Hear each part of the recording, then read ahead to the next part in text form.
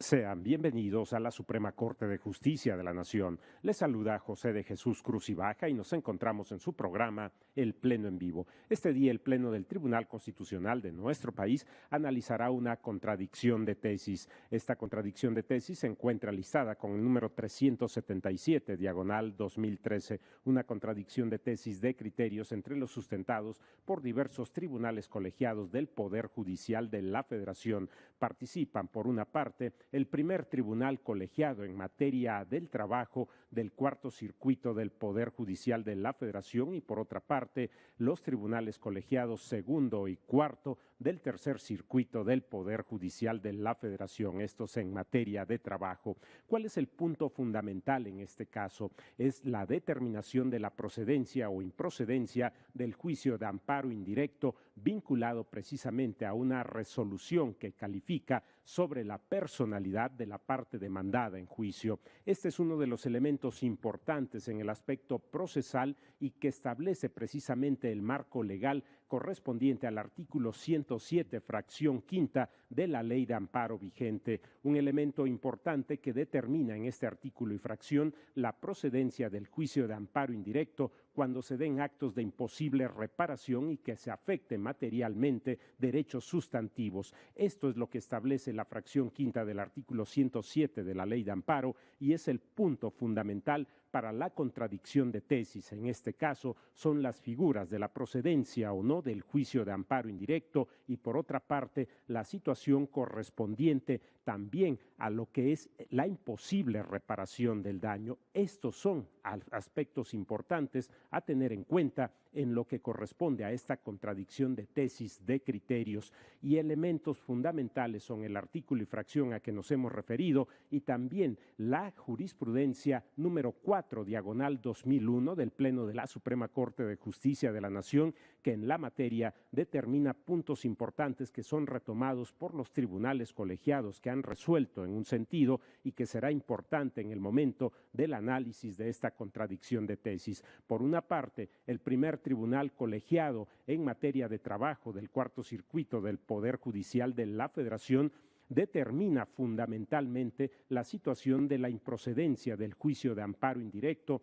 en función de que no existe una afectación a los derechos sustantivos, que materialmente no hay una afectación a los derechos sustantivos porque esto no es de imposible reparación. Este es un elemento fundamental a tener en cuenta en uno de los aspectos de la contradicción de tesis. Por otra parte, los otros tribunales colegiados del Poder Judicial de la Federación en esta contradicción de tesis establecen que sí es procedente el juicio de amparo indirecto en función de la afectación a derechos adjetivos que se plantean en el contexto del estudio de los asuntos que derivaron precisamente en esta contradicción de tesis, de tal forma que sí existe una situación de afectación y que es de imposible reparación. Estos son aspectos importantes en el momento que se establece el balance y la ponderación correspondiente de los criterios de los tribunales colegiados para determinar en su momento el Pleno de la Suprema Corte de Justicia de la Nación la procedencia o improcedencia del juicio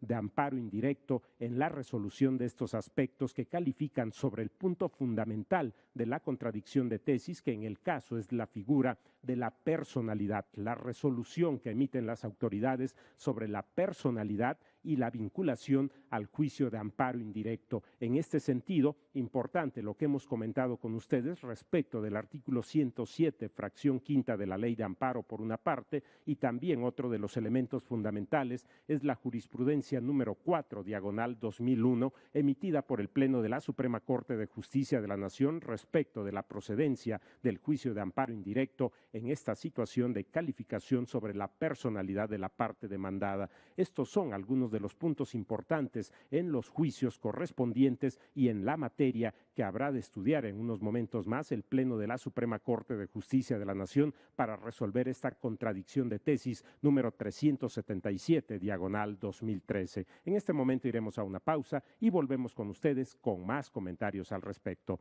Vamos a la pausa.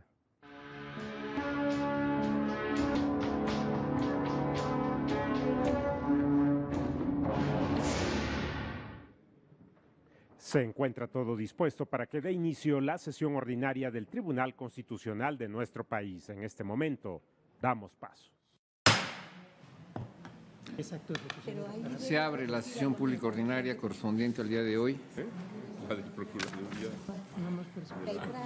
yo era el ponente y entonces me pidió que cambiara. Pues luego te platico. Sírvase dar cuenta, señor secretario. Sí, señor ministro presidente. Se somete a su consideración el proyecto de acta de la sesión pública número 32 ordinaria, celebrada el martes 18 de marzo del año en curso.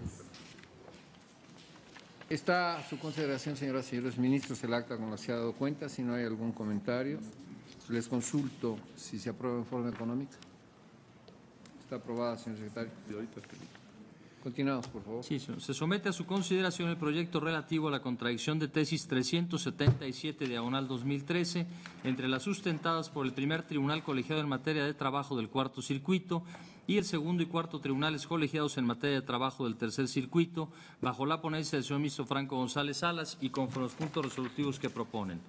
Primero, si existe la contradicción de tesis, y segundo, debe prevalecer con carácter de jurisprudencia el criterio sustentado por este Tribunal Pleno en los términos de la tesis redactada en el último considerando del presente fallo. Gracias, señor secretario. Tiene la palabra el señor ministro Fernando Franco. Gracias, señor presidente. Someto a su consideración y del Pleno, si me permiten, dar cuenta con la introducción y los tres primeros considerandos, que son eminentemente procesales, y a partir del cuarto entrar uno por uno, dado que en el cuarto se fija el criterio de que sí existe contradicción y se fija el punto de contradicción, y esto pudiera ser motivo de discusión. Entonces, si me permite, señor presidente, esta contradicción de tesis 377/2013 fue primeramente listada en la segunda sala, y en sesión de 8 de enero del presente año la sala determinó, por su importancia y siendo un tema común, traerla a este pleno para que aquí se dilucidara la existencia y el sentido de la misma.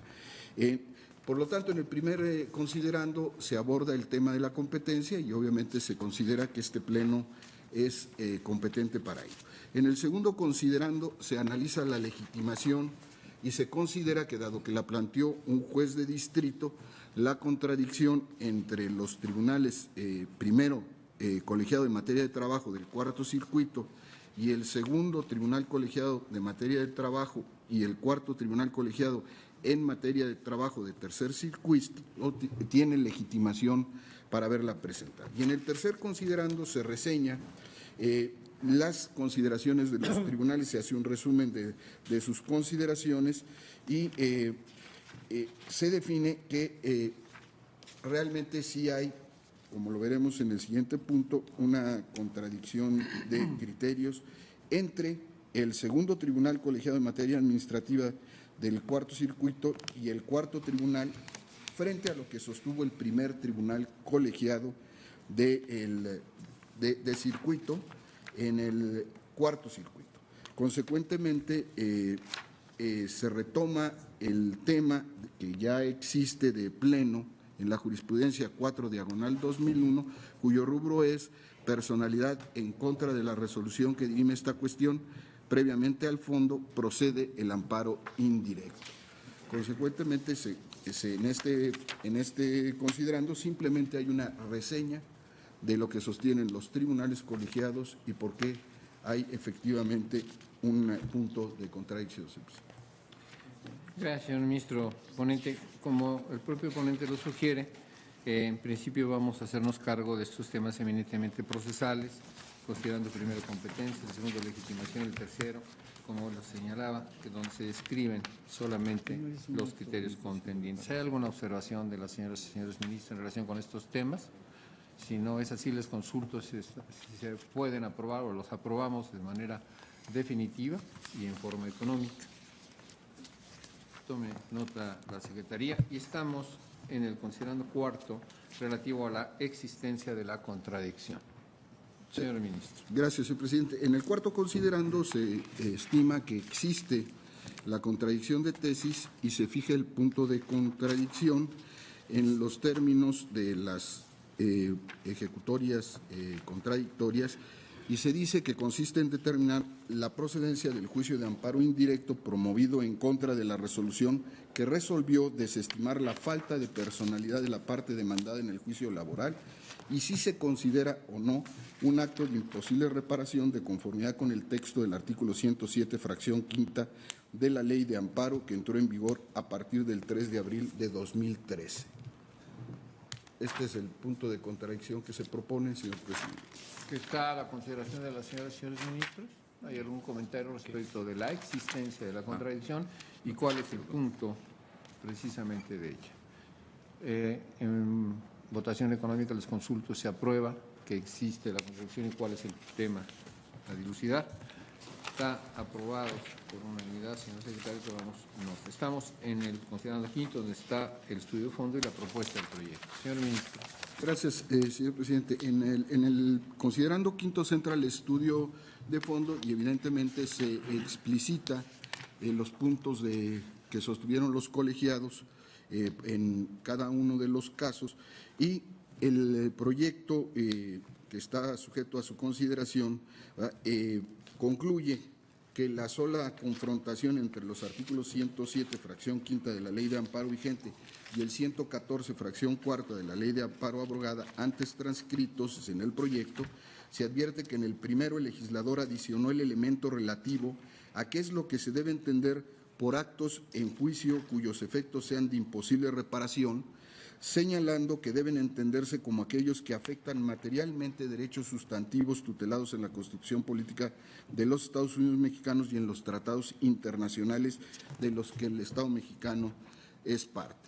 Al respecto, se advierte que desde la iniciativa de la nueva Ley de Amparo se estableció el contenido de esa porción normativa, la cual fue aprobada sin modificación alguna durante todo el proceso legislativo. No obstante, se precisa que la fracción tercera, inciso B del artículo 107 constitucional no fue reformada el 6 de junio de 2011, conservando hasta la actualidad el señalamiento relativo a la procedencia del juicio de amparo contra actos en juicio cuya ejecución sea de imposible reparación. De ahí que si el precepto constitucional sostiene el precepto comentado, no establece o delimita de modo alguno cómo debe entenderse el concepto de imposible reparación, puede concluirse que debería seguir rigiendo la excepción a la regla prevista en la jurisprudencia a la que se ha hecho mención antes, consistente en que procede el amparo bieninstancial respecto de las resoluciones que en un juicio laboral, hago notar esto, estamos hablando de juicio laboral en este caso, deciden sobre una excepción de falta de personalidad. Consecuentemente, la propuesta de tesis la tienen ustedes, no me detengo en ella, si es necesario, por supuesto, abundaré, señor presidente, y pongo a consideración del Pleno el proyecto, por supuesto, como siempre, considerando que estos temas no son de blanco y negro, siempre son debatibles, tienen puntos de vista y, consecuentemente, yo estaré muy atento a las expresiones que viertan los señores y señoras ministras y estaré, obviamente, al resultado de la votación que al final se tome. Gracias. Muchas gracias, señor ministro ponente. Está a la consideración de las señoras y señores ministros, considerando el estudio de fondo y la propuesta del proyecto. ¿Hay alguna intervención?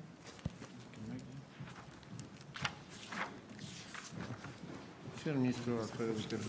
Gracias, presidente. Yo estoy de acuerdo con el sentido del proyecto.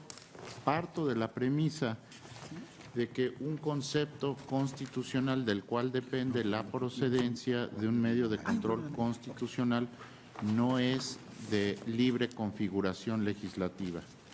De no ser correcta esta premisa, el legislador ordinario, al definir un concepto constitucional de esta naturaleza, podría excluir del escrutinio constitucional actos propios. En ese sentido, me parece que la jurisprudencia 4/2001 define precisamente un concepto constitucional del cual depende la procedencia de un medio de control constitucional. En ese sentido, me parece que la definición dada por este tribunal pleno no puede ser restringida por el acto de un legislador ordinario. Gracias, presidente. Usted, señor ministro Gutiérrez. Señor ministro Alberto Pérez Dayá. Gracias, señor presidente, señoras ministras, señores ministros. El proyecto que se ha sometido a nuestra consideración, desde luego plantea uno de los problemas que más debate han suscitado en los últimos años en cuanto a la procedencia o no del juicio de amparo. El propio criterio de este alto tribunal ha pasado por distintos temperamentos. En ocasiones ha considerado que este tipo de actuaciones procesales dan lugar a la inmediata aceptación de un juicio de amparo indirecto en tratándose de cuestiones que afectan de manera determinante los aspectos procesales básicos de todo enjuiciamiento. También la realidad ha mostrado que en ocasiones estas determinaciones que se utilizan con mucha frecuencia terminan por ser simples instrumentos que retardan la conclusión de los juicios. Todos estos aspectos han sido ponderados debidamente cada vez que se toma una decisión, y es por ello que digo que, si no podríamos decir errático, sí por lo menos diferenciado el criterio en cuanto a que en ocasiones se ha considerado que este tipo de amparos es procedente y en otras ocasiones que no, siempre bajo la premisa de que la personalidad es un presupuesto procesal muy importante en juicio. Desde luego que aquí cualquier aportación o simplemente cualquier razonamiento es valioso en tanto no tenemos o no teníamos una definición precisa en el orden normativo como para poder determinar si esto significaba la posibilidad de promover o no el amparo a mitad de un juicio o no lo era.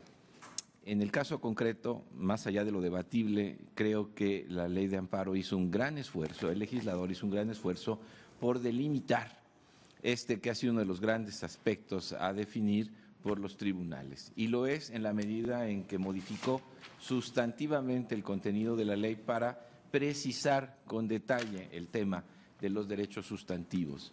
Y para ello nos dio la definición contenida en el artículo 107 de la nueva norma, fracción quinta, en donde ya con toda claridad precisó este aspecto al decirnos que este tipo de actos que se dan dentro de juicio, considerados de imposible reparación, son precisamente los que afecten materialmente derechos sustantivos, esto es, derechos que no son procedimentales.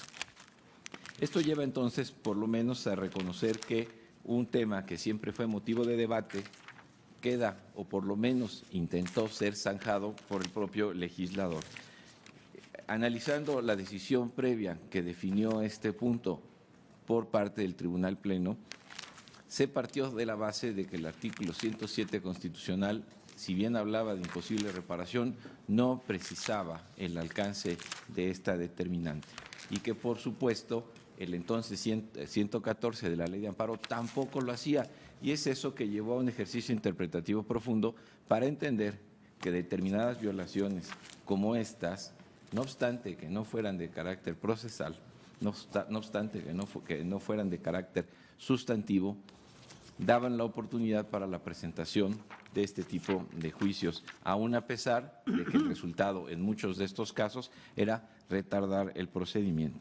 Sin embargo, hoy, como anuncié, el propio legislador fue receptivo y trató de explicar el contenido exacto de una violación sustantiva, poniendo el ejemplo claro de que solo son aquellas que afecten los derechos contenidos en la Constitución. Y en este sentido es que me pronunciaría en contra de la determinación que se contiene en este proyecto, en la medida en que considero que es el propio legislador quien, en ese ánimo de encontrar al juicio de amparo como el remedio definitivo final que no entorpezca el trámite de los juicios, el que permita a través del amparo directo definir una cuestión de estas. Desde luego que los argumentos que aquí se esgrimen son altamente considerables, muy precisos y fundados.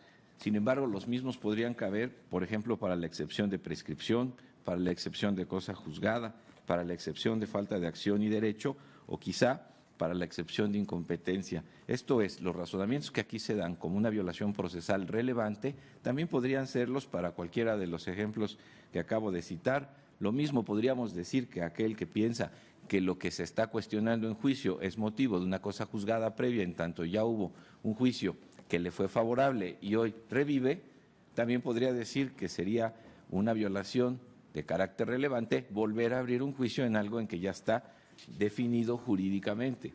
Es por ello que creo que la tendencia general de la norma fue precisamente la de evitar la multiplicación de juicios que se van dando durante el procedimiento, que en realidad entorpecen el dictado de un fallo, precisamente en la medida en que se convierten en instrumentos, las más de las veces, tendientes a no lograr el objetivo final de un juicio, que es encontrar un fallo que establezca el derecho de las partes. Quisiera demostrar que la tendencia de la ley es esa, en tanto, si consideramos la normativa del amparo directo, el artículo 170, en uno de sus párrafos, digamos que estoy hablando de la fracción primera, antepenúltimo párrafo, nos dice: cuando dentro del juicio ordinario, surjan cuestiones sobre constitucionalidad de normas generales que sean de reparación posible por no afectar derechos sustantivos ni constituir violaciones procesales relevantes, solo podrán hacerse valer en el amparo directo que proceda contra la resolución definitiva. Es claro que el legislador, en el supuesto de que durante un juicio alguna de las partes considere que la aplicación de una norma le es inconstitucional, y esto podría facilitar la posibilidad de promover un amparo indirecto cuestionándola, aún en estos casos el propio legislador trató de ser cuidadoso diciendo: cuanta situación de constitucionalidad de leyes surge en el juicio, solo se permitirá si se da una violación que sea de derechos sustantivos, a menos de que también pudiera constituir una violación relevante durante el juicio. Si aquí utilizó la expresión constituir violación procesal relevante, bien la podía haber utilizado en el artículo 107 que estamos analizando, y ahí no la utilizó. Esto demuestra que en la mente del constituyente estaba la posibilidad de que hubiera violaciones procesales relevantes, y por ello permitió que en el amparo indirecto en contra de leyes aplicadas precisamente en el juicio se pudiera abrir la posibilidad para un justiciable de acudir a este instrumento, no solo por violación sustantiva, sino por una violación procesal relevante. Esta terminología no la usó en el caso concreto del artículo 107. Si quisiéramos entonces entender congruentemente la vocación del legislador para regular toda una estructura procesal como lo es el juicio de amparo, teniendo a la mano y al alcance la posibilidad de promover un amparo indirecto en contra de leyes aplicadas durante el procedimiento, ya no solo sobre aspectos enteramente sustantivos, sino también de violaciones procesales relevantes, pudo bien utilizar esta expresión para poder decir contra actos surgidos dentro del juicio que afecten derechos sustantivos o que se trate de violaciones procesales relevantes. No lo utilizó como sí lo hizo para el caso del combate de las leyes durante el procedimiento. Esto me hace entender, por lo menos a mí claramente, la intención clara de la ley de amparo, que como sistema pretende evitar al máximo la promoción de juicios de amparo que sobre decisiones enteramente procesales, esto es, no violatorias de derechos sustantivos, siempre se dejará al amparo directo la posibilidad de analizar estos presupuestos y ahí tomar una determinación. Es lo que a mí me hace entonces entender que la evolución del sistema está llevando más la figura del amparo a que éste no resulte un instrumento que abulte, que complique la tramitación de los juicios ordinarios, a menos, como ya lo dijo el propio legislador, se trate de violaciones cometidas en derechos sustantivos protegidos por la Constitución o tratándose del caso de leyes, cuando se dé también una violación procesal relevante. En tanto, esta distinción la hizo solo tratándose del ataque a las leyes en el procedimiento y no en los restantes actos. Estoy convencido de que para darle una lógica a la ley de amparo no podríamos establecer una de las condiciones contenidas en la regulación del amparo directo para atribuírsela al del amparo indirecto, en donde el legislador aún reconociendo este tipo de figuras, esto es, violaciones procesales relevantes, no las quiso así definir en el artículo 107. Por ello, a pesar de que los razonamientos son muy completos, complejos y contundentes en algunos aspectos en esta contradicción, yo estaría más por el criterio contrario, precisamente el que impide la promoción del amparo indirecto, tratándose de la excepción de falta de personalidad, dejándola esta al final del asunto, siempre supeditada a que efectivamente haya trascendido al sentido de la sentencia. Esto es, posiblemente quien propuso la excepción de falta de personalidad no termine por ser quien pierda el juicio, y en caso de que esto resulte, esta violación, si así le podríamos llamar, no tendría por qué ser entonces analizada si finalmente esta decisión no trascendió. Nadie nos puede asegurar que por más que no haya sido aceptada una excepción de falta de personalidad, la sentencia necesariamente va a ser condenatoria. En ese sentido, en tanto existe la posibilidad de que el fallo aún así le resulte favorable, creo que es una cuestión que debe ser analizada en el amparo directo si es que ésta efectivamente trascendió al resultado de la decisión. Es cuanto, señor presidente. Gracias, señor ministro Pérez. Señora ministra Olga María Sánchez Cordero. Sí, gracias, señor ministro presidente. Bueno, contrario a la posición que acaba de expresar el señor ministro Alberto Pérez Dayán, yo sí comparto la propuesta del proyecto en cuanto que establece que, el rubro lo dice, personalidad en contra de la resolución que dirime esta cuestión, previamente al fondo procede el amparo indirecto y que continúa vigente aun cuando la nueva ley de amparo define lo que debe entenderse por actos de imposible reparación, porque la institución procesal puede acarrear un grado extraordinario de afectación que obliga a considerar que deben ser sujetas del inmediato análisis constitucional. Sin embargo, el proyecto considera, y en esto tengo una diferencia, que el artículo 3º, inciso B del artículo 107 constitucional, no fue reformado y conserva hasta la actualidad el señalamiento relativo a la procedencia del juicio de amparo contra actos de imposible reparación. Y lo menciono porque dice el artículo 107 en su fracción tercera, inciso B, contra actos en juicio cuya ejecución sea de imposible reparación, fuera de juicio o después de concluido, una vez agotó los recursos que en su caso procedan.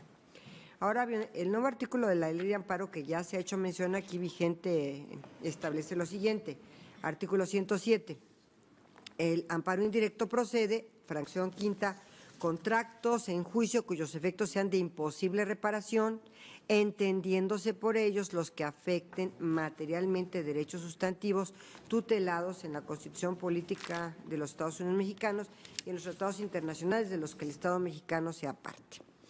Si bien la Constitución no define lo que debe entenderse por actos de imposible reparación, también lo es que una ley vigente que la reglamente sí lo define expresamente, como es el caso que acabo de mencionar. Y de una interpretación sistemática del artículo constitucional y su ley reglamentaria, bien puede definir lo que es un acto de imposible reparación. Entonces, para nosotros, una correcta aplicación del artículo 107, fracción quinta de la ley de amparo vigente, obliga no solo a tomar en consideración el artículo 107 constitucional, sino la gama de derechos fundamentales contenidos en nuestro parámetro de regularidad, como podría ser el derecho a un recurso efectivo.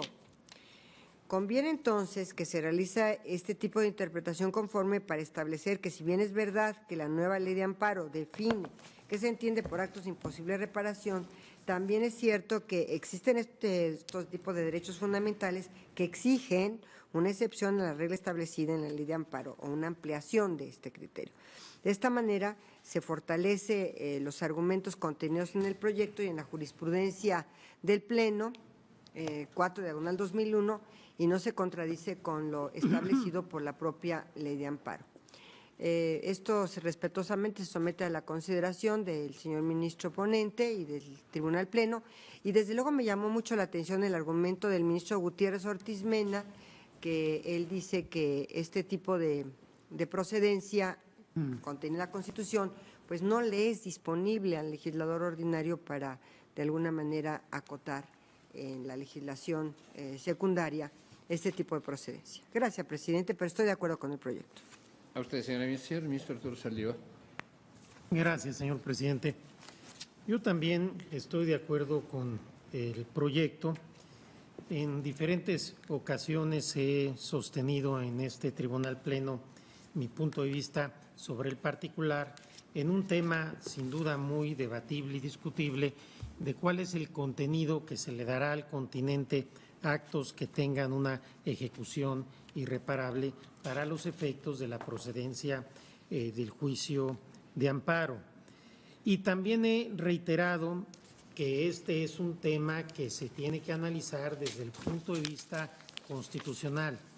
Es decir, que solo la Constitución General es el ordenamiento susceptible de excluir de control constitucional de amparo un tipo de actos o una determinada categoría de actos.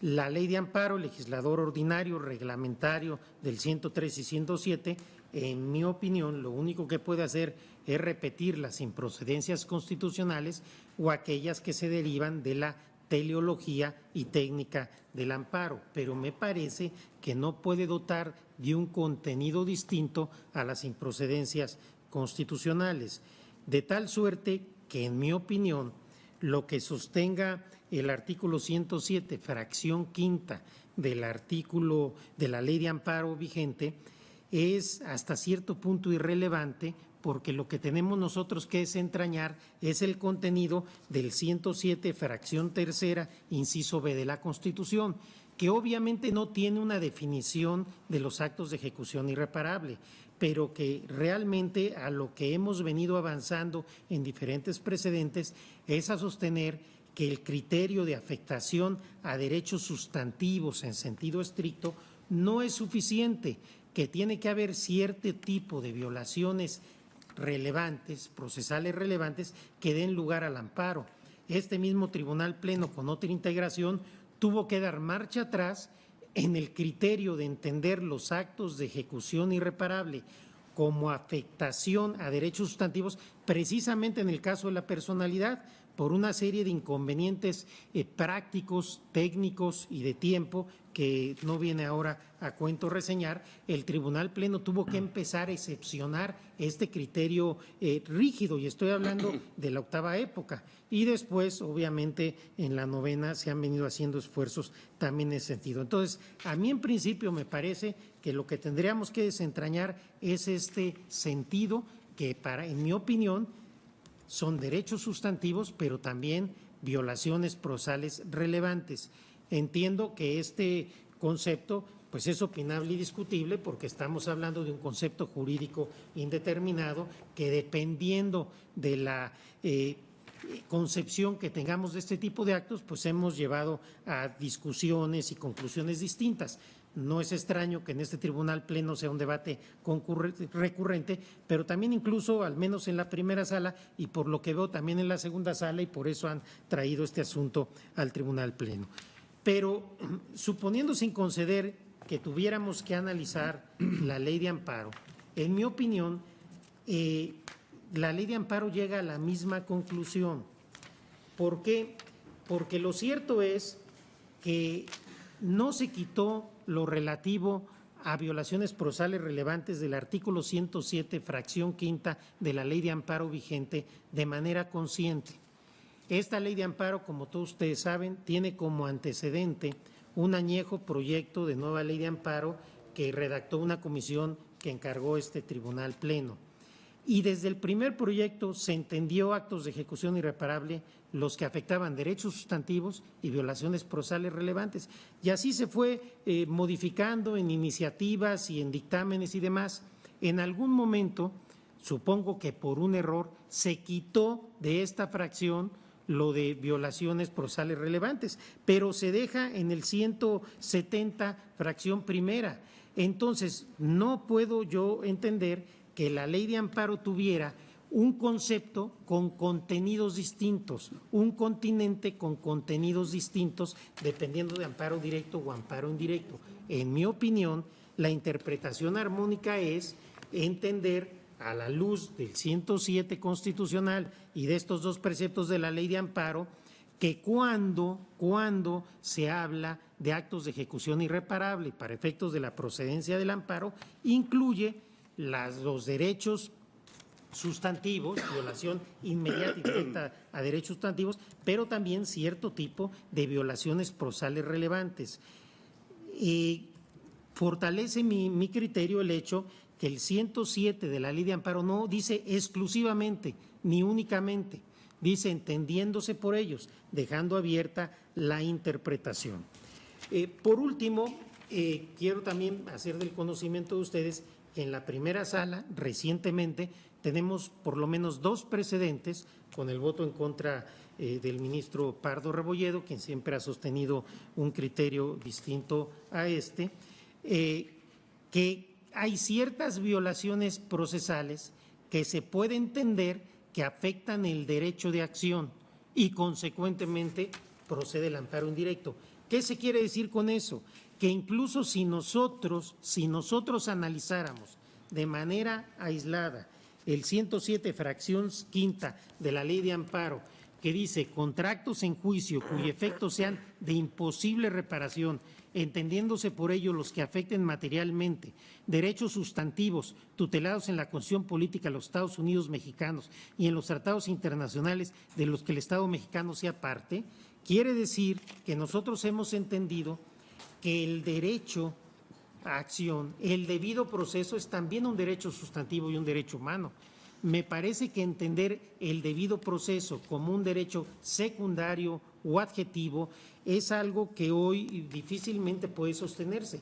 El debido proceso no es solamente un derecho humano, sino es quizás el más importante de todos porque a partir o a través del debido proceso se protegen todos los demás derechos humanos. Consecuentemente, incluso en una interpretación aislada de esta fracción, a mi entender, los derechos sustantivos en una concepción acorde, desde mi perspectiva, al artículo primero constitucional, incluye también el debido proceso. Y consecuentemente, cuando hay cierto tipo de violaciones procesales que afectan de manera superior, de jerarquía superior, este debido proceso, este derecho de acción, este derecho de defensa, debe proceder, en mi opinión, el amparo indirecto. Por tanto, coincido con el proyecto porque desde mi perspectiva, en todo el escalamiento argumentativo, desde Constitución, desde Ley de Amparo interpretada armónicamente, desde cuál fue la secuencia de la ley e incluso interpretado el 107, fracción quinta de la ley de manera aislada, llego a la conclusión que por actos de ejecución irreparables se debe entender los que afecten derechos sustantivos, pero también violaciones procesales relevantes. Y desde luego reiterando mi más absoluto respeto a las opiniones de mis compañeros, porque creo que este es un tema opinable como pocos en materia de amparo. Gracias, presidente.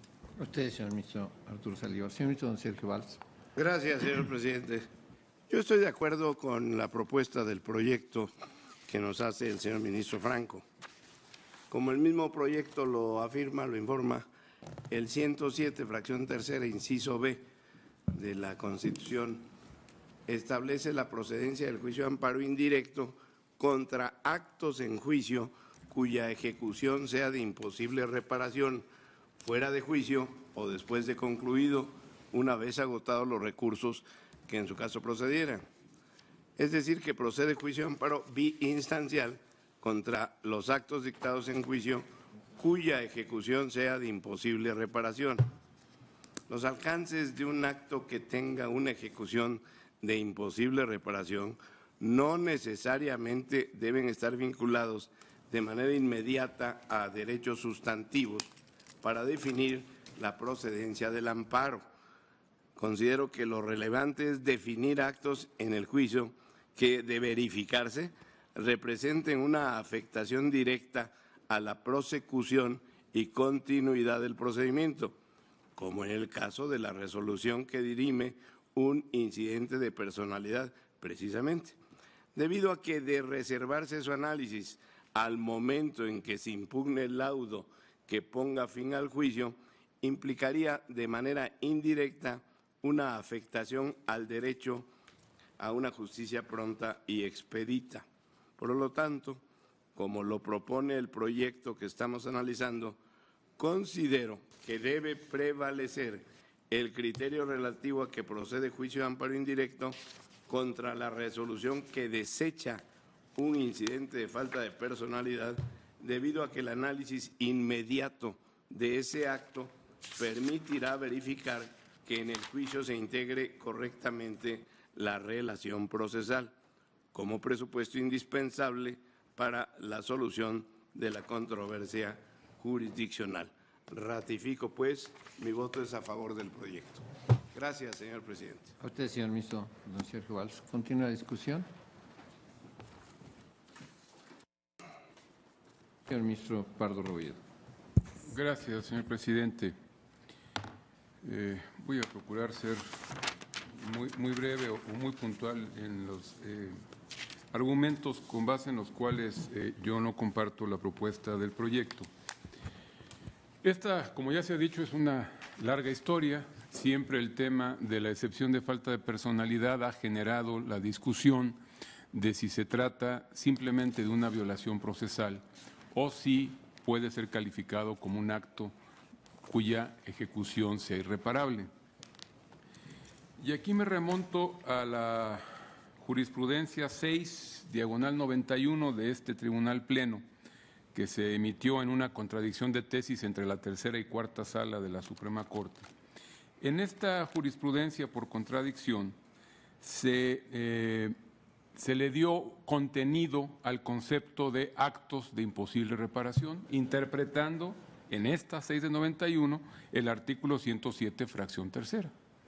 En aquella ocasión se dijo: los actos procesales tienen una ejecución de imposible reparación cuando afectan de manera cierta e inmediata algún derecho sustantivo protegido por las garantías individuales, de modo tal que esa afectación no sea susceptible de repararse con el hecho de obtener una sentencia favorable en el juicio. Se trata de una definición con dos componentes. En primer lugar, la afectación directa a un derecho sustantivo, distinguiéndolos de los derechos meramente procesales o adjetivos. Y en segundo lugar, como complemento, no es opcional, sino que tienen que darse los dos requisitos, que aunque se obtenga sentencia favorable, esa afectación a ese derecho sustantivo no desaparece. Esta definición fue la que se estableció en aquel momento, y en aquella tesis se concluyó que el tema del incidente, la resolución que recae al incidente de falta de personalidad y que la declara infundada, no es un acto de imposible reparación, y que en consecuencia, al tener el carácter de violación procesal, debía hacerse valer en el amparo directo contra la sentencia definitiva, siempre y cuando esa sentencia definitiva fuera contraria a los intereses del afectado. Porque aunque hubiera esa violación procesal, es decir, aunque a una persona le afectara la determinación de la falta de personalidad respecto de su contraparte, si al final del juicio esa persona recibía una sentencia favorable, ese tema de personalidad ya no trascendía, es decir, ya no tendría interés en reclamar porque al final del camino la sentencia le fue favorable, y la desestimación de la falta de personalidad de su contraparte ninguna trascendencia tuvo en su ámbito de los derechos, de sus derechos sustantivos. Y aquí pues se hacía referencia a la trascendencia de la violación en el fallo final del juicio. Entonces, insisto, eran dos elementos: afectación a derecho sustantivo y que, aún obteniendo sentencia favorable, esa afectación no desaparezca. En aquella época se establecieron como ejemplos el embargo, las medidas relativas provisionales de custodia, de alimentos, en fin, que esas son medidas que se dan en el ámbito del proceso, que son provisionales o que son cautelares, pero que si al final del camino se obtiene una sentencia favorable, la afectación que determinaron esos actos no va a desaparecer por el simple hecho de tener una sentencia favorable. Es decir, el tiempo que estuvo un bien embargado y que no pudo disponer su propietario de él, trasciende aunque al final del juicio haya obtenido una sentencia favorable. Ahora bien, después, ya en la novena época del semanario judicial, este Tribunal Pleno se vuelve a plantear el punto y entonces se presenta una nueva reflexión sobre el tema. Y se dice, ya estoy en la tesis 4/2001, que también es una contradicción de tesis entre tribunales colegiados. En esta tesis se dice que se interrumpe parcialmente la jurisprudencia 6/91, así lo dice textualmente, lo leo. Dice, reflexiones sobre el tema relativo a la procedencia del amparo en contra de la resolución sobre la personalidad condujeron a este Tribunal Pleno a interrumpir parcialmente el criterio contenido en la jurisprudencia 6/91, que es a la que me acabo de referir, para establecer que, si bien es cierto en términos generales la distinción entre actos dentro de juicio que afecten de manera cierta e inmediata algún derecho sustantivo protegido por las garantías individuales y aquellos que solo afecten derechos adjetivos o procesales, lo que es un criterio útil para discernir que en el primer supuesto se trata de actos impugnables en amparo indirecto en virtud de que su ejecución es de imposible reparación, mientras que en la segunda hipótesis, por no tener esos actos tales características, deben reservarse para ser reclamados junto con la resolución definitiva en el amparo directo. También lo es que dicho criterio no puede válidamente subsistir como único y absoluto. Pero aquí está recogiendo la definición de actos de imposible reparación que se hizo en la 6/91 y la está dando por buena.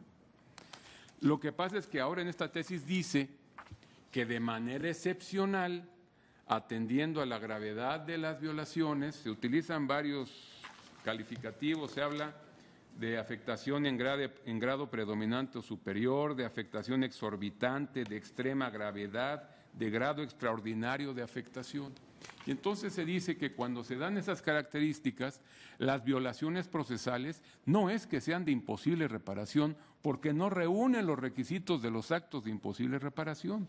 Dicen que aunque sean violaciones procesales, de manera excepcional debe admitirse la procedencia del amparo indirecto en su contra. Si la idea de este Tribunal Pleno hubiera sido que la falta de personalidad es un acto de imposible reparación, la solución hubiera sido tan clara como esa. La falta de personalidad es un acto de imposible reparación porque afecta derechos sustantivos y en esa medida debe proceder el amparo indirecto en su contra. Pero no fue esa la conclusión de esta tesis.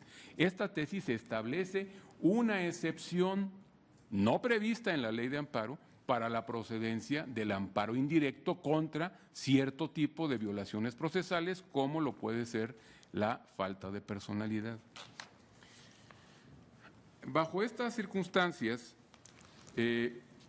ahora con la nueva ley de amparo, el artículo 107, fracción quinta, que ya se ha mencionado, establece, a diferencia del anterior, una definición de lo que son los actos de imposible reparación. Y a mí no me parece que este ejercicio de darle contenido a ese concepto sea inconstitucional o vaya más allá de lo que establece la Constitución, porque precisamente es la ley reglamentaria de, entre otros, el artículo 107 constitucional. El 107 dice, procede amparo indirecto cuando se trate de actos dentro de juicio solo respecto de aquellos que sean de imposible reparación.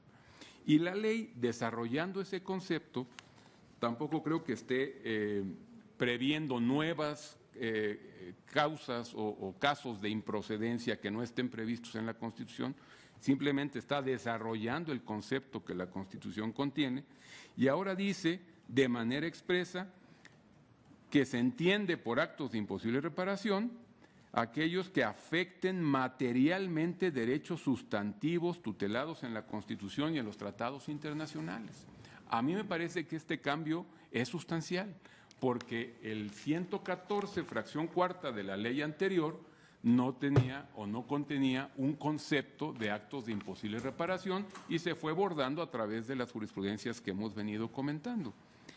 Actualmente, la ley orgánica de los artículos 103 y 107 contiene una definición del concepto de imposible reparación.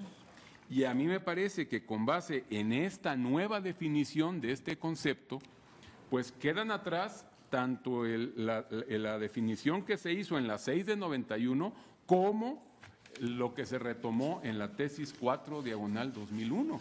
Creo que con base en esta nueva definición de los actos de imposible reparación debe replantearse el análisis de la procedencia del amparo indirecto respecto de algunas o todas las violaciones procesales.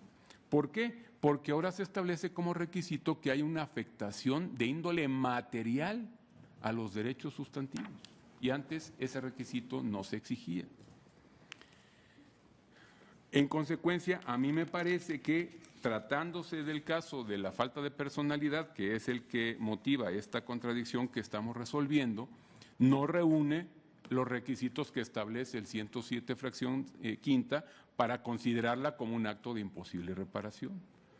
Porque efectivamente, desde mi punto de vista, el tema de la personalidad dentro de un procedimiento solamente afecta derechos procesales o adjetivos. Ya lo señalaba el señor ministro Saldívar, en la primera sala se han desarrollado algunas tesis sobre esta temática. Yo me he separado de este criterio, como él lo mencionó, porque yo considero que el derecho al debido proceso no es un derecho sustantivo, porque si partiéramos de esa base, desde luego respeto el punto de vista contrario, pero si partiéramos de esa base, cualquier violación procesal afectaría derechos sustantivos.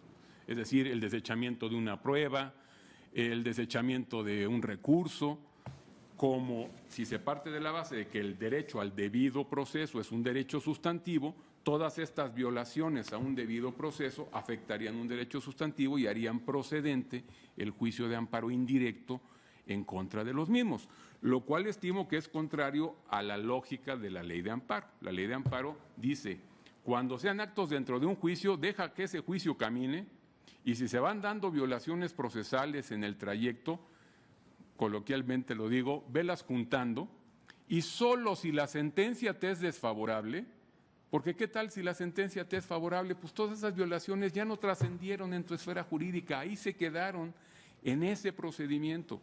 Solo si la sentencia te es desfavorable y te tienes que ir a un amparo directo en contra de esa sentencia, ahí vas a hacer valer todas aquellas violaciones que te cometieron durante ese procedimiento, a menos que sean actos de imposible reparación, porque ahí sí no te puedo obligar a que te esperes hasta que venga la sentencia final, sino que la afectación se está actualizando en ese momento y es irreparable, esa ya no la puedes reparar aunque obtengas una sentencia favorable en ese procedimiento. Entonces, insisto, me parece que el tema de la personalidad no es un acto de imposible reparación. Creo que la jurisprudencia 4 de 2001 tampoco dice que sea un acto de imposible reparación, dice que es una violación procesal que afecta de manera predominante, superior, exorbitante y extraordinaria, pero no dice que es un acto de imposible reparación. Y hoy, con la nueva definición que tiene el 107, fracción quinta de la Ley de Amparo en vigor, pues me parece que el tema de la falta de personalidad no entra en esa definición. Claro, no pierdo de vista lo que han dicho, desde luego, con toda razón, en relación con el artículo 170 de la Ley de Amparo. El artículo 170 de la Ley de Amparo dice: cuando dentro del juicio surjan cuestiones sobre constitucionalidad de normas generales que sean de reparación posible por no afectar derechos sustantivos ni constituir violaciones procesales relevantes, solo podrán hacerse valer en el amparo directo que proceda contra la resolución definitiva. Aquí, como bien lo decía el ministro Saldívar, en este 170, fracción primera, se está reconociendo que no se pueden hacer valer en el amparo directo violaciones relevantes y debiera entenderse que en contra de las mismas procede el amparo indirecto. Pero el tema aquí es que el artículo 107, que habla de la procedencia del amparo indirecto, no recoge esta hipótesis. Y por otro lado, a mí me parece que esta posibilidad de amparo indirecto contra violaciones procesales relevantes no está prevista en la Constitución. La Constitución solamente habla de actos de imposible reparación, no habla de violaciones procesales relevantes. Y en ese punto, aunque claro, este no es el momento para analizar la constitucionalidad del 170, me parece, en una opinión estrictamente personal, que está yendo más allá de lo que establece la Constitución, porque la Constitución, insisto, no prevé procedencia de amparo indirecto contra violaciones procesales, por más relevantes o graves que sean. Simplemente pongo un ejemplo. Entre las violaciones procesales que se establecen en la nueva ley de amparo y que deben hacerse valer en amparo directo, o sea, se estiman como violaciones procesales no relevantes, la primera nada más dice en el artículo 172, en los juicios tramitados ante los tribunales administrativos, civiles, agrarios o del trabajo se considerarán violadas las leyes del procedimiento y que se afectan las defensas del quejoso, trascendiendo al resultado del fallo, cuando, fracción primera, ahí me quedo, no se le cite al juicio o se le cite en forma distinta de la prevenida por la ley. ¿Qué violación procesal más grave que el hecho de no ser emplazado a un juicio o ser emplazado de manera indebida? No me imagino una violación procesal más grave que esa, o que genere una afectación más grave que esa. Pues esa violación está prevista en el 172, fracción primera, para hacerse valer en amparo directo. No lo establece como un acto de imposible reparación. ¿Por qué? Insisto, por la otra parte de la definición original. Porque aunque sea mal emplazado, si yo obtengo una sentencia favorable, ya no trascendió el hecho de que no haya sido yo debidamente emplazado a ese juicio, porque al final del camino, en un juicio viciado, como ustedes le quieran llamar, yo obtuve una sentencia que me es favorable y ya no tengo interés en reclamar que a mí no me emplazaron debidamente. ¿Por qué? Pues porque yo ya tengo una sentencia que me favorece y no tengo ninguna intención de modificar ese estatus. Así es que yo considero que con la nueva definición del 107, fracción quinta, y desde luego dándole su contexto y su aplicación a las tesis que ha venido estableciendo este Pleno conforme a la legislación vigente en cada momento, creo que hoy por hoy el tema de la falta de personalidad no reúne los requisitos que establece la ley reglamentaria del 107 para poderlo considerar como un acto de imposible reparación.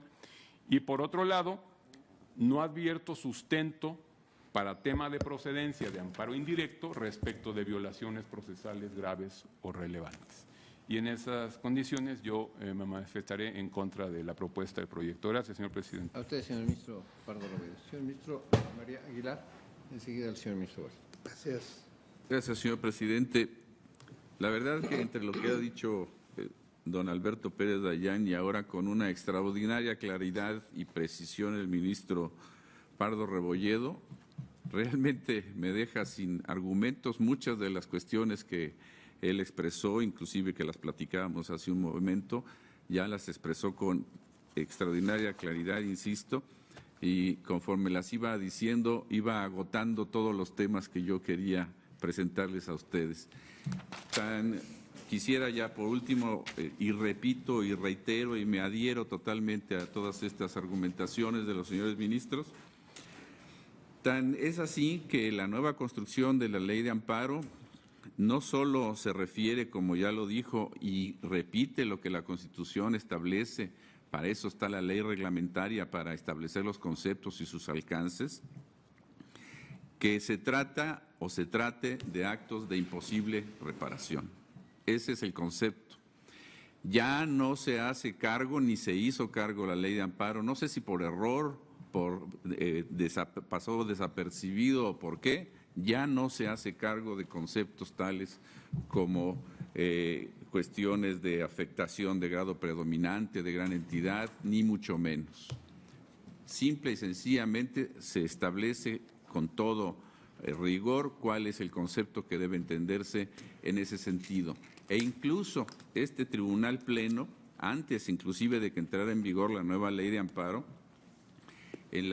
al resolver la modificación de jurisprudencia 13-2011, se consideró que esos conceptos de afectación en grado predominante, de gran entidad o algún otro, carecían de sustento constitucional, de modo que no podían servir de fundamento para justificar la procedencia del juicio de amparo indirecto en contra de actos dictados dentro de un procedimiento. Esta modificación de jurisprudencia, que se resolvió el 8 de enero de 2013, se aprobó por mayoría de 6 votos con este concepto, señalando que todos estos conceptos subjetivos que ya nos dijo el señor ministro Pardo no tenían ninguna razón de ser. Quienes votamos en ese sentido fueron los ministros Gutiérrez Ortiz Mena, Cosío Díaz, Luna Ramos, su servidor, el ministro Pérez Dayán y el presidente Silva Mesa. En esa ocasión no estuvo don Jorge Mario y no votó, y en contra los ministros Franco, Saldívar, Valls y Sánchez Cordero de García Villegas. En esa, precisamente, se reforzó el criterio de lo que debe entenderse y debe atenderse es al grado de afectación a un derecho sustantivo cuya afectación sea materialmente existente, actual, y que sean de imposible reparación. Yo, con este concepto y con estos mismos parámetros que ya se señalaron, estoy en contra del proyecto y considero, aunque no sea un argumento, lo pondría como nota a pie de página. La verdad es que con esto solo se abriría la posibilidad de estar impugnando una serie de actos procesales, uno tras otro, que solo constituirían una carga indebida para actos que no necesariamente van a trascender a la esfera jurídica del quejoso y que no podían o hubieran ameritado la interposición de un juicio de amparo.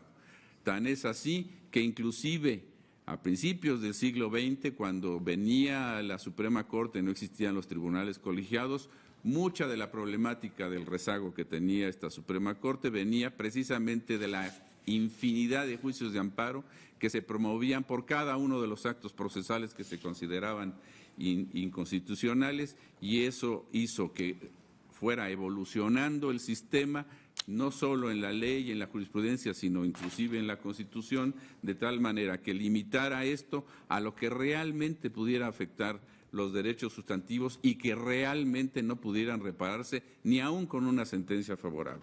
Yo, en breves términos, estoy con un criterio distinto del que se nos propone en este proyecto y, por lo tanto, votaré en su momento en contra. Gracias, señor presidente. A usted, señor ministro. Me pide la palabra el señor ministro Valls, la señora ministra Margarita Luna Ramos. Se lo va a conceder regresando del receso por 10 minutos que hablamos. Bueno, muchas gracias.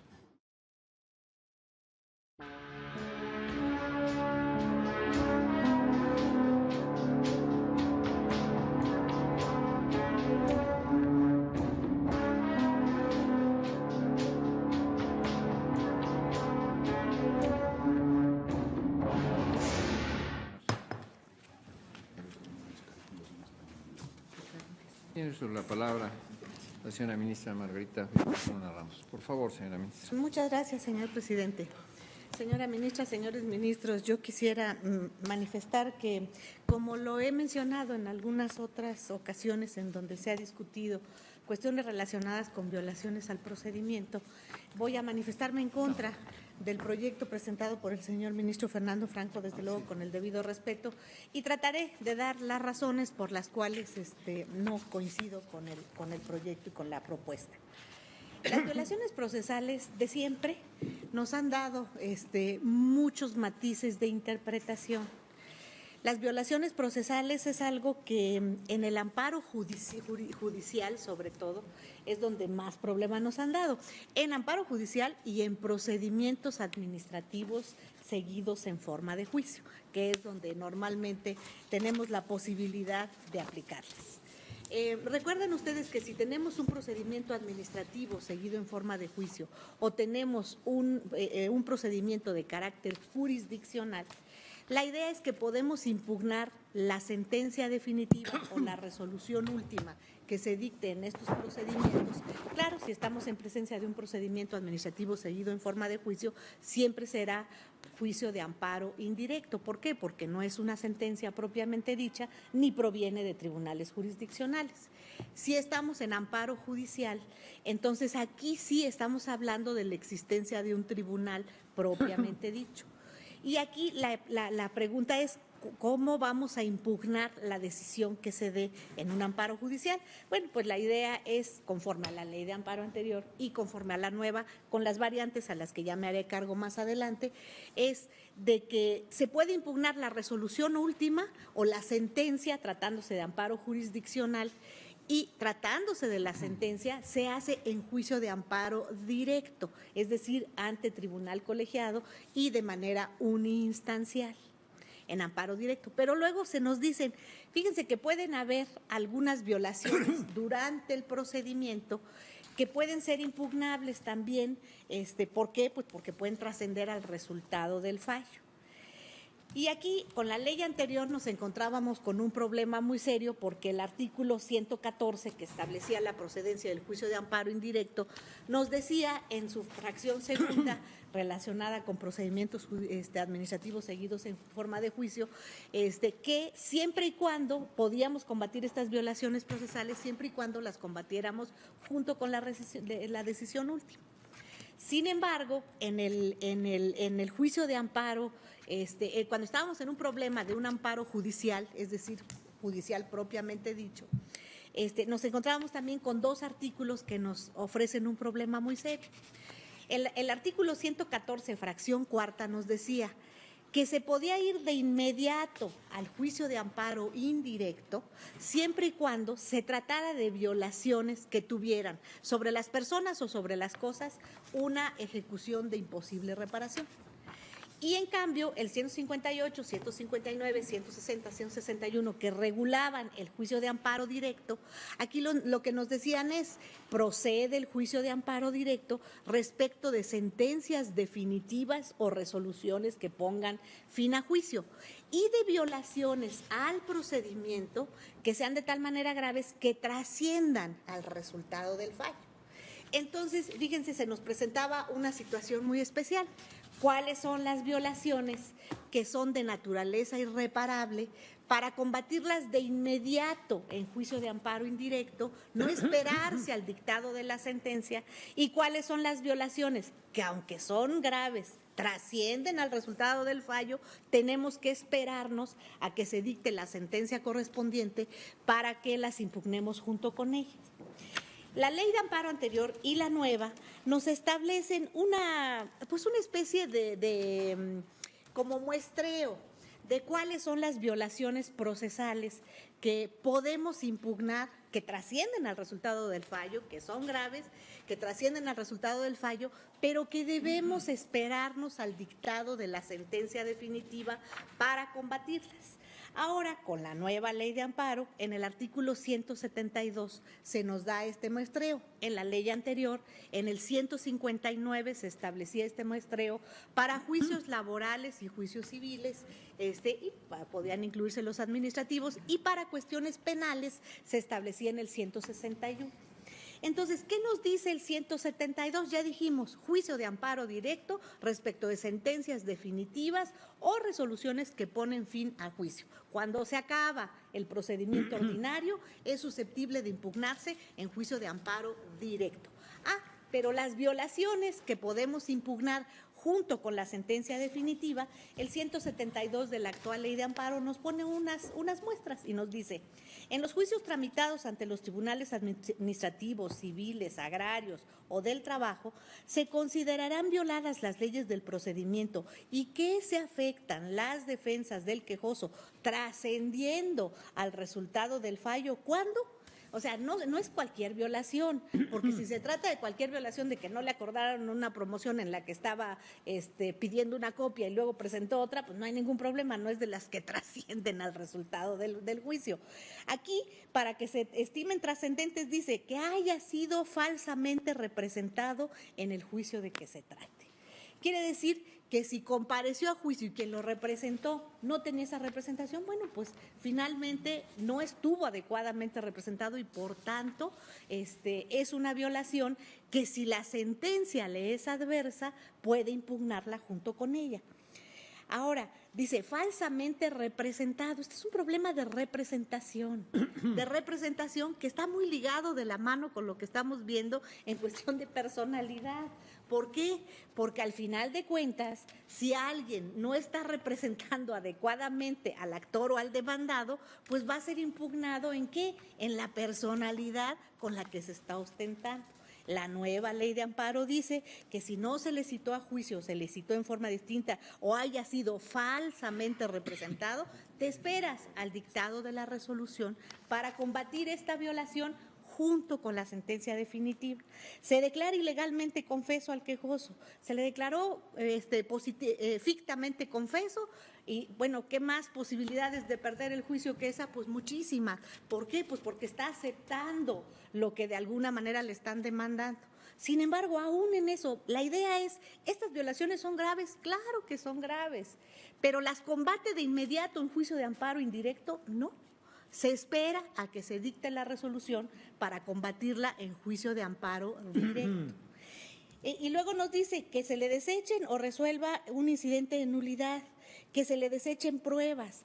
Todo esto, desde luego, que lo deja pues podríamos decir, en ocasiones hasta en estado de indefensión. Le desecharon sus pruebas. Pues evidentemente lo más probable es que tenga una sentencia que no sea favorable.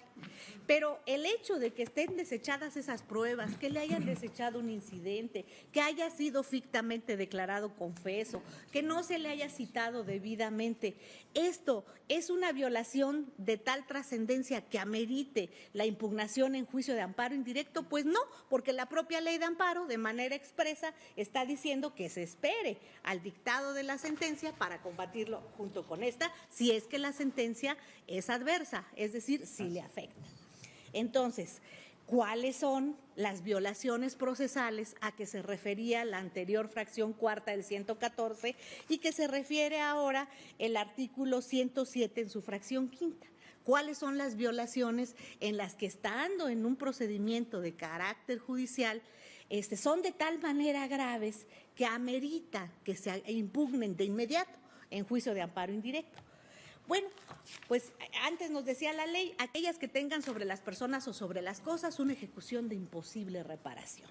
¿Pero imposible reparación en qué? Decían, es que si no es reparable en la sentencia, no las puede impugnar. No, la sentencia jamás se va a ocupar de ese tipo de violaciones. La sentencia se va a ocupar de la acción, de las excepciones, no se va a ocupar de las violaciones procesales. Si te desecharon una prueba, si hubo un recurso, lo pudiste haber agotado. Y en el momento en que se lleve a cabo la sentencia, no va a decir, estuvo bien desechada la prueba, estuvo mal desechada, ese asunto ya se acabó. Lo que va a decir es, ¿tomo o no en cuenta la prueba que te desecharon no la tomo en cuenta, pero la sentencia no se va a ocupar de la violación. Ese ya fue un problema que se resolvió en el recurso correspondiente. Entonces, ¿cuáles son esas violaciones que ameritan que de inmediato acuda al juicio de amparo indirecto? Ahora nos dice, contra actos en juicio cuyos efectos sean de imposible reparación. Esto repite prácticamente lo que decía la ley anterior. Y aquí lo importante es que dice, entendiéndose por ellos los que se afecten materialmente derechos sustantivos. Aquí la ley nos está definiendo cuáles son las violaciones de imposible reparación, aquellas que se referían o se refieren de manera específica a violación de derechos sustantivos. Esto no es novedad, esto ahora lo estableció el legislador, pero esto ya era un criterio que se había establecido desde hace mucho por la Suprema Corte de Justicia de la Nación en la tesis anterior a la que ya se han estado refiriendo mucho, que se emitió desde la octava época, en la que el señor ministro Mario Pardo fue incluso el secretario que elaboró ese proyecto. Entonces, ¿qué es lo que sucede? Bueno, para que estemos en presencia de una violación a derechos sustantivos, quiere decir que esa violación que viola mis derechos sustantivos es de tal manera grave que aunque obtenga una sentencia favorable, estimatoria, me den la razón, esa violación ya no se reparó. ¿Cuáles son entonces esas violaciones? Pongo, por ejemplo, un juicio de alimentos. me dictan una determinación provisional de alimentos y me dan muy poquitito o no me los dan. Entonces voy a decir, no importa, cuando ganemos el juicio vamos a sacar una muy buena pensión. Y mientras tanto, ¿de qué vive? ¿De qué viven los menores que están solicitando esa pensión? A ese tipo de violaciones sustantivas en las que ni teniendo una sentencia favorable se va a reparar, es a las que se refería el 114 fracción cuarta y ahora el 107 fracción quinta.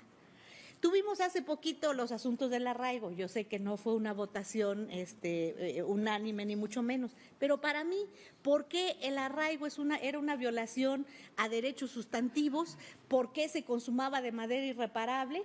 Pues simple y sencillamente porque estaba justamente en el bien jurídico tutelado que se estaba respetando, era el derecho a la libertad. Si el arraigo se consumaba, si pasaban los 30, los 40 días de estar arraigado, aunque obtenga una resolución en la que le digan no eres culpable y se le absuelva, aún en ese caso, la violación que sufrió a su derecho sustantivo de libertad ya no se la repara nadie. Por eso se permite que en ese tipo de violaciones se acuda de inmediato al juicio de amparo indirecto para que se obtenga la posibilidad de resarcir esa violación, porque si nos esperamos hasta el dictado de la sentencia, pues esa violación ya se consumó de manera irreparable y aunque me den la razón en el fondo, nada me devuelve la libertad que me quitaron en ese momento. Entonces, ¿por qué en el auto de formal prisión? Claro, aquí estamos en una situación todavía mucho más extrema de un proceso penal, pero aquí hasta se acepta la posibilidad de que se impugne a través de una apelación o a través de un juicio de amparo indirecto por lo mismo, porque lo que está en juego es precisamente el derecho a la libertad, que después del de la vida es el más sagrado que tenemos. Entonces, ¿qué se dice? Bueno, si te están diciendo que tienes un auto de formal prisión y que si el delito no permite que estés llevando el proceso en libertad, pues evidentemente puede haber una violación a tu derecho sustantivo a la libertad. Y aunque ganes el juicio después de un año, después del tiempo que sea suficiente, que sea necesario, lo cierto es que la determinación tomada en el auto de formal prisión ya no me la quita nadie. Esa es una violación de carácter irreparable. ¿Pero por qué? Porque viola derechos sustantivos que aunque tenga una resolución favorable, ya no se me pueden resarcir. A esos son a los que se refieren estos artículos. La Corte ha interpretado en diferentes ocasiones este tipo de violaciones. Ya lo habían señalado algunos de los señores ministros. En la séptima época se decía que sí procedía el juicio de amparo directo. ¿Y qué sucedió?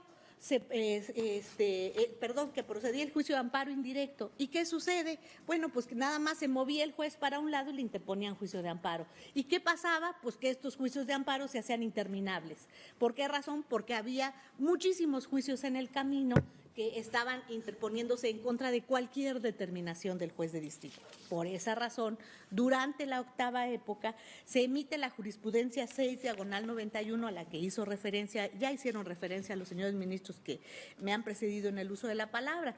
Y en esta fue donde prácticamente se definió lo que se entendía por una violación irreparable.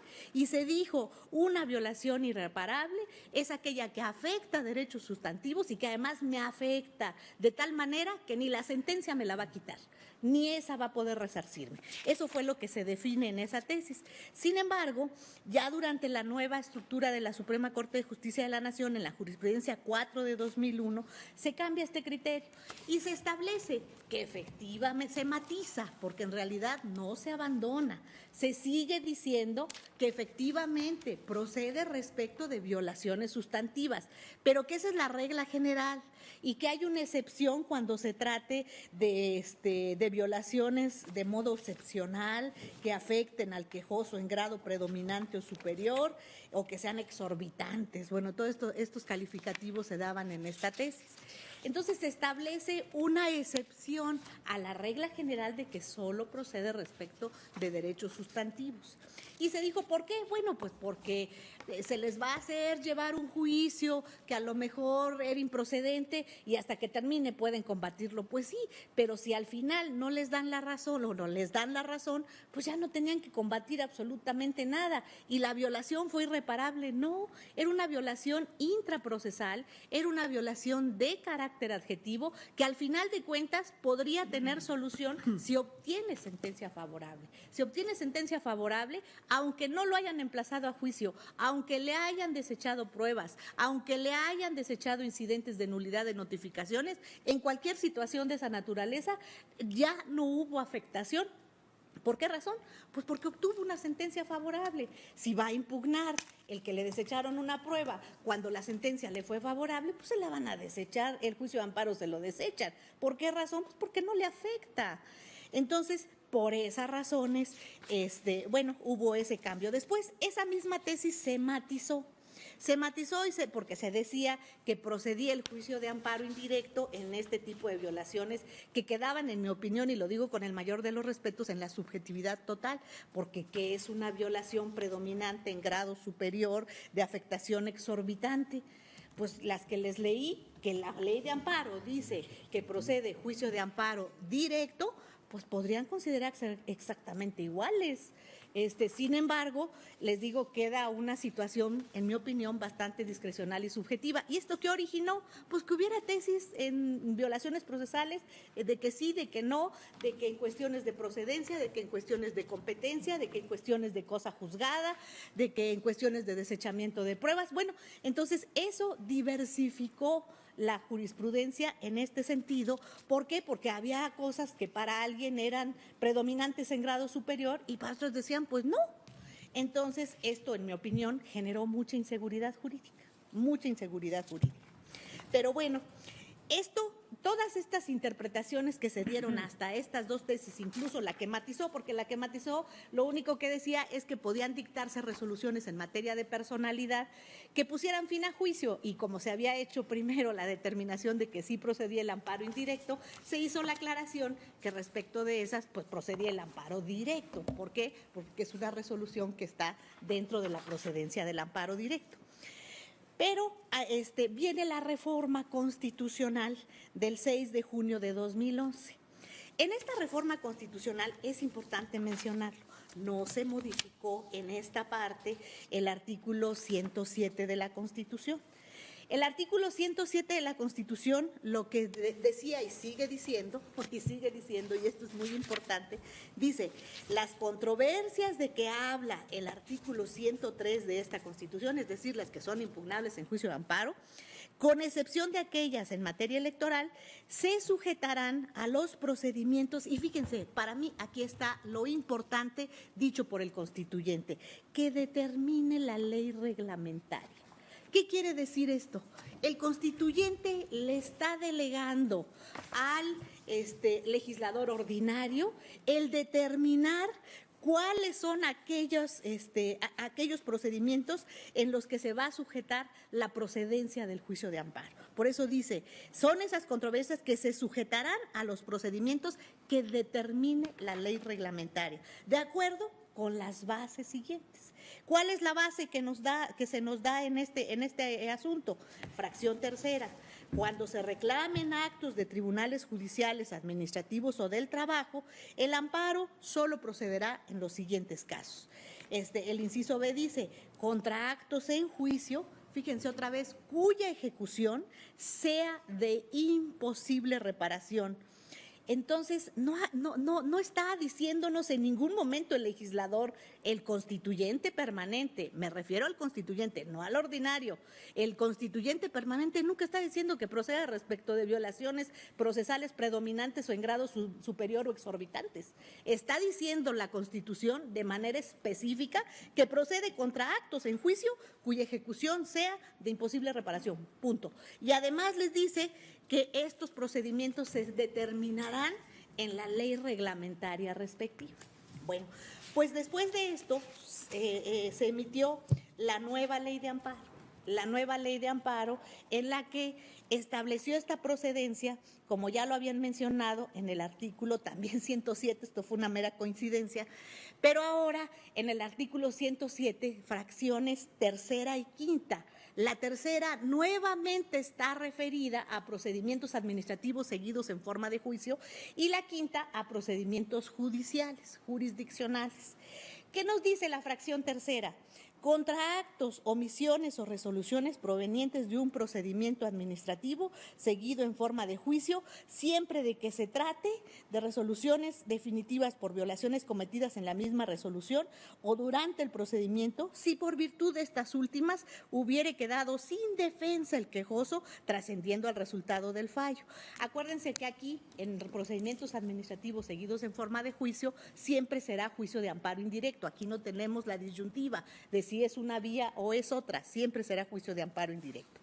Y luego nos dice en la fracción quinta, pero además nos dice, antes que nada, el inciso B, actos en el procedimiento, seguimos en procedimientos administrativos seguidos en forma de juicio, actos en el procedimiento que sean de imposible reparación, entendiéndose por ellos los que afecten materialmente derechos sustantivos tutelados en la Constitución Política de los Estados Unidos Mexicanos y en los tratados internacionales de los que México sea parte. Fíjense, derechos sustantivos, no dijo violaciones predominantes en grado superior ni exorbitantes, nada más señaló derechos sustantivos.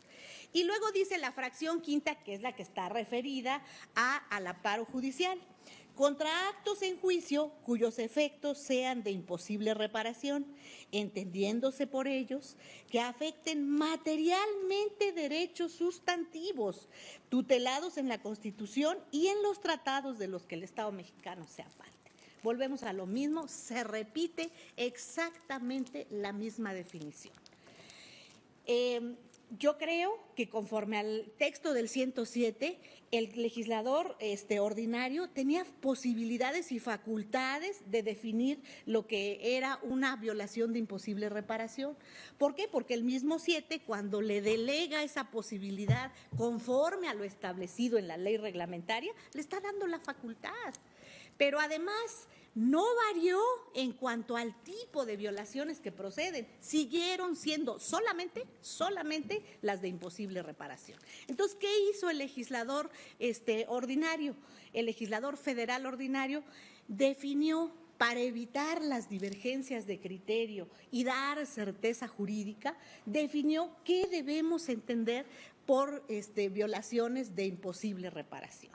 Entonces dijo que violen derechos sustantivos. Entonces, para mí esto es, clarísimo.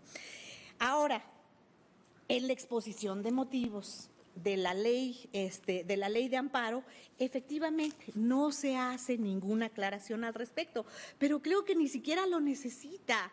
Basta leer los artículos para ver que hay una definición en este sentido y que al haber una definición en este sentido también va acorde con lo que la nueva ley de amparo quiso hacer respecto de los juicios de amparo, que fue tratar de que no se prolongaran indefinidamente, tratar de establecer que se resolvieran en un solo procedimiento, establecer el principio de concentración. Fíjense ustedes lo que dice la reforma constitucional justamente en la exposición de motivos. Al respecto, algunos de los temas más importantes de la actual discusión pública en materia de impartición de justicia son los relativos a la expeditez, prontitud y completitud del juicio de amparo, en específico del amparo directo, a través del cual, como se sabe, es posible ejercer un control de la regularidad, tanto constitucional como primordialmente legal, de la totalidad de las decisiones definitivas o que pongan fin al juicio dictadas por los tribunales del país, sean estos federales o locales. En este contexto, un tema recurrente que se ha venido debatiendo en los últimos años es el relativo a la necesidad de brindar una mayor concentración al juicio de amparo directo. La discusión aquí tiene que ver fundamentalmente con el hecho de que el amparo directo en algunas ocasiones puede llegar a resultar un medio muy lento para obtener justicia, por lo que se considera necesario adoptar medidas encaminadas a darle mayor celeridad, al concentrar en un mismo juicio el análisis de todas las posibles violaciones habidas en un proceso a fin de resolver conjuntamente sobre ellas y evitar dilaciones innecesarias. ¿Qué es lo que se pretende? Bueno, que si tuviste violaciones durante el procedimiento, pues que te esperes al dictado de la resolución para que en un solo juicio se te resuelva todo. Incluso ahora se establece hasta el amparo adhesivo y la revisión adhesiva, justamente porque estamos en el principio de concentración, para que sea a través de un juicio donde se acabe el problema y no se prolongue con amparos para efectos y nuevos juicios de amparo. La idea es el principio de concentración. Otra de las situaciones que es importante mencionar es que por derecho sustantivo se ha dicho que son todas que el acceso al debido proceso es una violación a un derecho sustantivo. Yo, desde luego, respeto mucho el criterio de quienes opinan de esa manera. Para mí es una garantía para hacer efectivos los derechos humanos que se establecen en el artículo 1 constitucional. Es a través de ellos como se hace efectiva justamente el derecho humano que se considere violado. Entonces, para mí no es un derecho sustantivo. Y si lo es, entonces la ley de amparo es inconstitucional en el 172 que les leí, porque todas estas situaciones que les pasan o que les pueden pasar en violaciones en el procedimiento, cuando se establece que no fueron oídos, que les desecharon pruebas, que fueron falsamente representados, bueno, pues también estos son violatorios de un derecho sustantivo. ¿Y por qué entonces estos sí los reclamamos en juicio de amparo directo y la personalidad no? No lo puedo entender. ¿Quién, como lo mencionó el ministro Mario Pardo, díganme qué violación más grande hay que no se le cite a juicio? No se le está dando garantía de audiencia, no hay acceso a la justicia.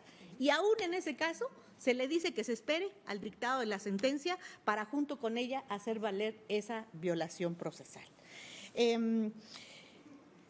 La idea, creo yo, del legislador fue, les decía, unificar estos criterios, tratar de establecer el principio de concentración y, de alguna manera, yo considero que si estamos con la idea de que el artículo 107 malamente interpretó el artículo constitucional, que nunca ha hablado de otro tipo de violaciones que no sean las de imposible reparación, porque nunca estableció el constituyente permanente violaciones exorbitantes ni de las que se señalan en la tesis. Nunca se establecieron. Pero suponiendo, si le van a dar esa interpretación de que ahí estaban establecidas las violaciones procesales que se consideran con estos calificativos, pues entonces hay que declarar la inconstitucionalidad del 107 en sus fracciones tercera, quinta. ¿Por qué razón? Pues porque está yendo más allá de la Constitución. Más allá de la Constitución, es más, la está contraviniendo, porque si entendemos que la Constitución dice que procede, además de las violaciones de imposible reparación, también en otro tipo de violaciones procesales que tienen estos calificativos, bueno, pues entonces el hecho de que la ley de amparo ahora defina como violaciones de imposible reparación exclusivamente a los derechos sustantivos violados en cuestiones procesales, pues entonces no es acorde con la Constitución, va más allá de ella y desde luego sería prácticamente inconstitucional.